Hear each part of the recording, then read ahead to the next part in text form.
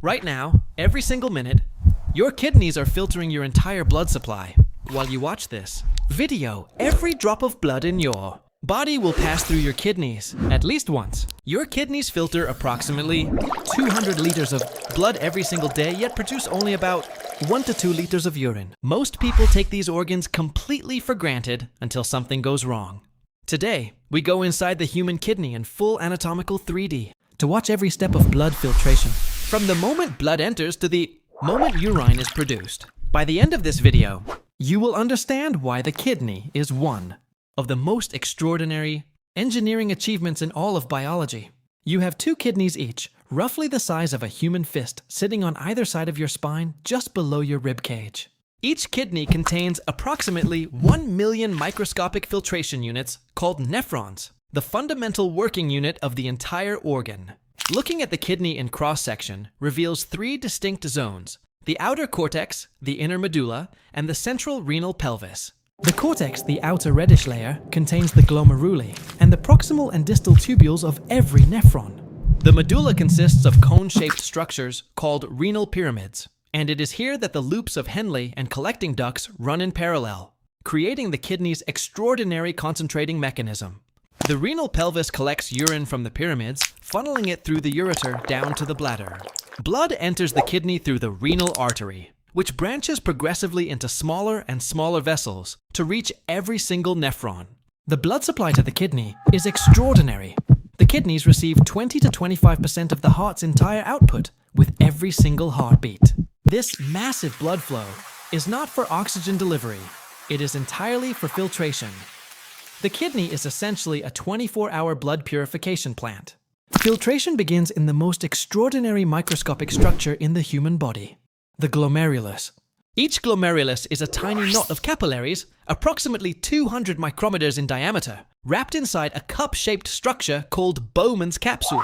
Blood enters under high pressure through the afferent arteriole, and this pressure is the driving force that pushes fluid out of the blood and into the filtration space.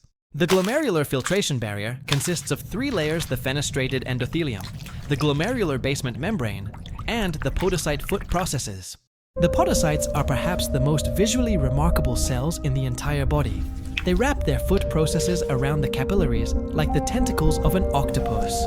Between these foot processes are filtration slit gaps of precisely 30 to 40 nanometers, bridged by a protein mesh called the slit diaphragm.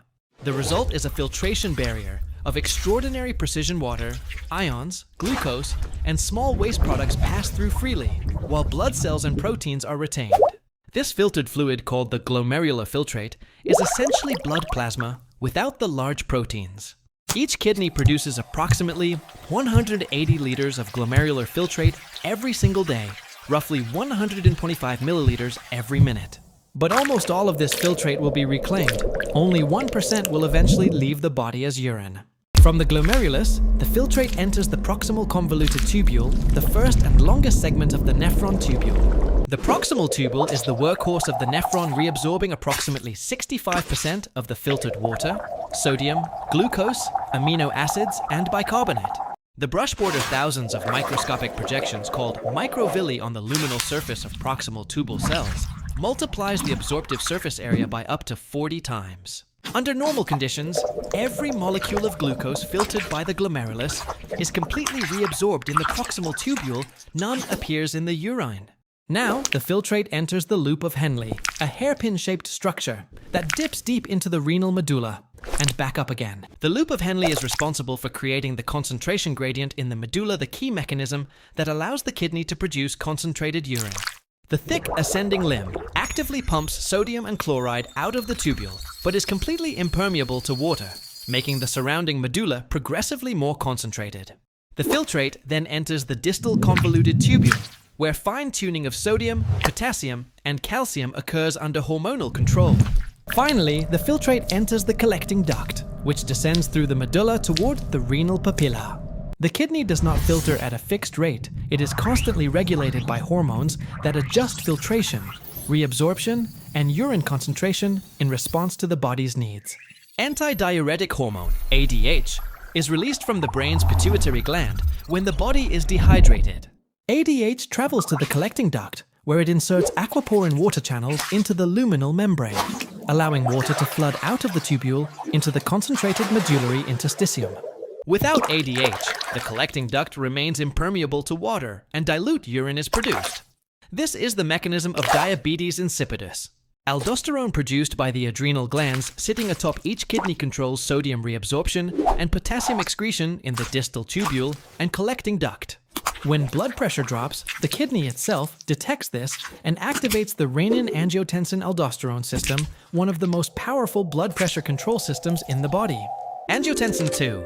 The final product of this cascade causes blood vessels to constrict, stimulates aldosterone release, and directly tells the kidney to retain more sodium and water. This is why ACE inhibitors and ARBs, among the most commonly prescribed medications in the world, work by blocking this system to lower blood pressure. The kidney also produces erythropoietin, the hormone, that signals the bone marrow to produce red blood cells when oxygen levels fall. Despite their extraordinary resilience, kidneys are vulnerable to damage from the most common diseases of modern life. Diabetes is the leading cause of kidney failure, worldwide high blood sugar damages, glomerular capillaries through glycation and inflammation. High blood pressure hypertension damages the afferent arterioles feeding each glomerulus, leading to nephrosclerosis and progressive nephron loss. One of the most insidious threats is analgesic nephropathy. Overuse of painkillers like NSAIDs silently damages the delicate medullary structures over years. Kidneys have remarkable regenerative capacity. They can lose up to 75% of function before symptoms appear, and damaged nephrons stimulate remaining ones to compensate. When kidneys fail, hemodialysis replicates filtration outside the body using a machine with a semi-permeable membrane. Peritoneal dialysis uses the body's own peritoneum as a filtration membrane. Dialysate fluid is infused into the abdominal cavity where exchange occurs. The best protection for your kidneys is controlling the conditions that damage them. Blood pressure, blood sugar, and hydration are the three most important. Adequate water intake, approximately 2 liters per day, maintains tubular flow, prevents stone formation, and reduces the concentration of toxic waste products. Your kidneys are a masterpiece of biological engineering, filtering, regulating, and renewing your blood chemistry every single day of your life. The next time you drink a glass of water, know that within 30 minutes, your kidneys will have filtered it through 1 million nephrons and returned what your body needs.